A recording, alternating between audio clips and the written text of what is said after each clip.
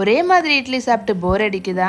நம்ம டின்னர் சீரிஸோட டேட் recipe ragi idli. Calcium rich ragi idli body ஸ்ட்ரென்த்துக்கு மட்டும் இல்லை, போன் ஸ்ட்ரென்த்துக்கும் ரொம்பவே நல்லது. எப்படி செய்யுதுன்னு பார்க்கலாமா? Welcome to recipes in Tamil. First idli மாவு ரெடி பண்ணிக்கலாம். நான் இன்னைக்கு ராகி 3 கப் எடுத்திருக்கேன். 4-5 வாட்டி நல்லா வாஷ் பண்ணிவிட்டு 6 மணி நேரத்துக்கு ஊற வச்சுக்கலாம்.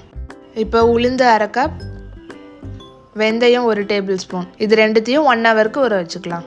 ரெண்டுத்தையும் தனித்தனியாக அரைச்சி நல்லா மிக்ஸ் பண்ணி ஓவர் நைட் ஃபர்மெண்ட் பண்ணி எடுத்துக்கலாம். இப்போ நம்ம இட்லி ஊற்றி எடுத்துக்கலாம். இப்போ இட்லி வேகிற டைமில் நம்ம வேர்க்கடலை சட்னி ரெடி பண்ணிக்கலாம். எனக்கு 1 கப் வேர்க்கடலை எடுத்திருக்கேன், 4 பூண்டு, 4 காஞ்ச மிளகா, கொஞ்சமாக புளி, 1/2 டீஸ்பூன் உப்பு எல்லாத்தையும் சேர்த்து அரைச்சிக்கலாம்.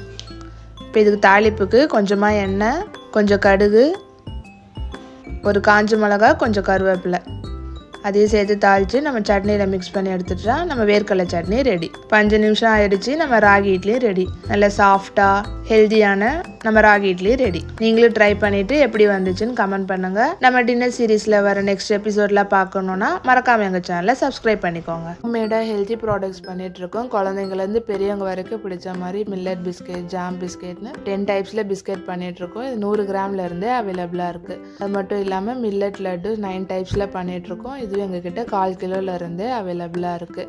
மில்லட் ப்ரௌனிஸும் எங்ககிட்ட 1/4 கிலோலேருந்தே அவைலபிளாக இருக்குது. Assorted brownies, double chocolate, triple chocolate ப்ரௌனிஸ்லாம் அவைலபிளாக இருக்குது. இப்போ ட்ரெண்டிங்கில் இருக்க rose milk tea cake, mini choco chip cookies, mini cookie டீன்லாம் கூட அவைலபிளாக இருக்குது. உங்களுக்கும் வேணும்னு நினச்சிங்கன்னா ஸ்க்ரீனில் தெரிகிற நம்பருக்கு கால் ஆர் வாட்ஸ்அப் பண்ணுங்கள்.